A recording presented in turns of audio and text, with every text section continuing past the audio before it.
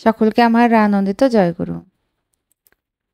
অবিশ্বাস্য অলৌকিক কাহিনী, পূজ্যপাদ অবিন দাদার এক আশ্চর্য লীলা।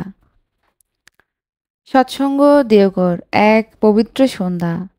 পূজ্যপাদ অবিন দাদা একনিষ্ঠ ভক্তদের সাথে বসে আছেন। চারপাশে নিবেদনের বিশাল লাইন।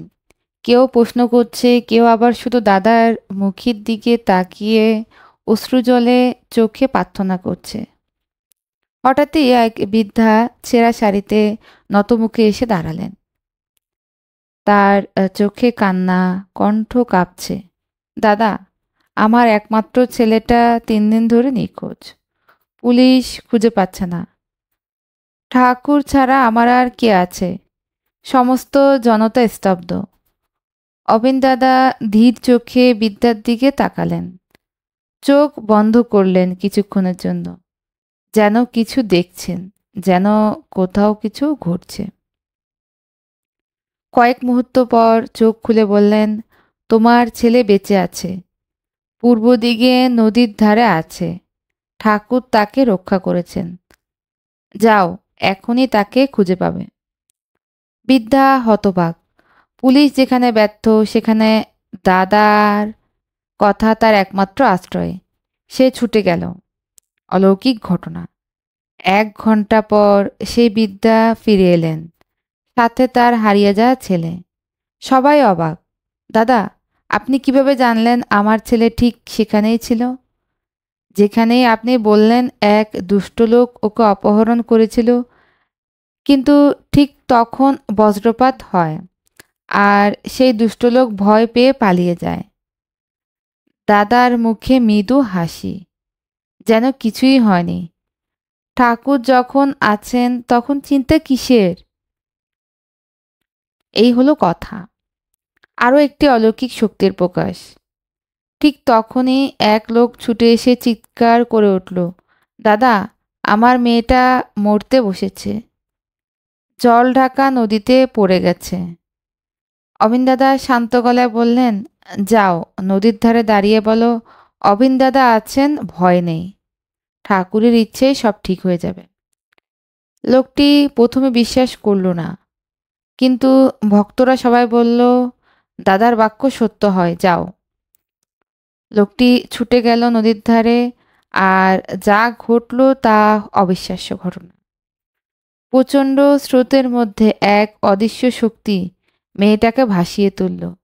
কেউ দেখল না কে তাকে ঠেলে উপরে তুলল।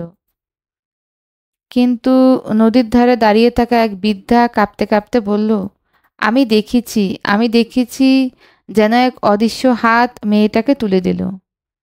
জেলেরা দৌড়ে গিয়ে মেয়েটাকে টেনে তুলল, একটু আঁচল লাগেনি। সবার সামনে দাদার আসল রূপের আভাস।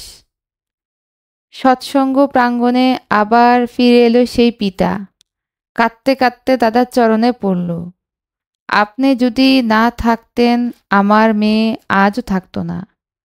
অবিন দাদা মৃদু হেসে বললেন, আমি তো কিছুই করি না, সব ঠাকুরের কৃপা। একজন বৃদ্ধা হঠাৎ বলে উঠল, না, এটা ঠাকুরের কৃপা নয়, এটা দাদারই লীলা।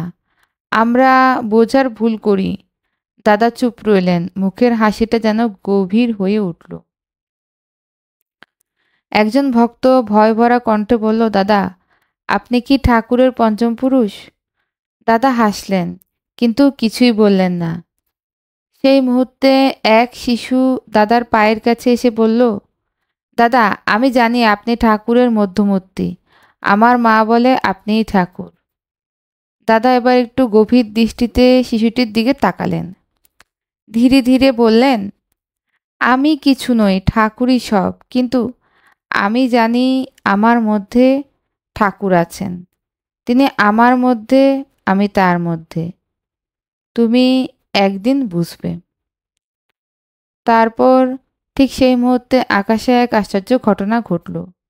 একটি বিশাল নীলাভ আলো চকচক করতে লাগলো, যেন আকাশ নিজেই সাক্ষ্য দিচ্ছে যে দাদার মধ্যে কিছু আছে যা সাধারণ নয়। ভক্তরা স্তব্ধ হয়ে গেল। কেউ শিউরে উঠল, কেউ কেঁদে ফেলল। দাদা ধীরে স্থিরে উঠে দাঁড়ালেন। চারপাশে তাকিয়ে বললেন, ঠাকুর আছেন, ভয় কিসের? আজ থেকে আর সন্দেহ করো না। যে ঠাকুরের উপর বিশ্বাস রাখো, ঠাকুর তার সাথে থাকেন। পরম পূজ্যপাদ শ্রী শ্রী অবিন দাদার লীলার কিছু কাহিনীর প্রকাশ। সকলকে আমার আনন্দিত জয়গুরু।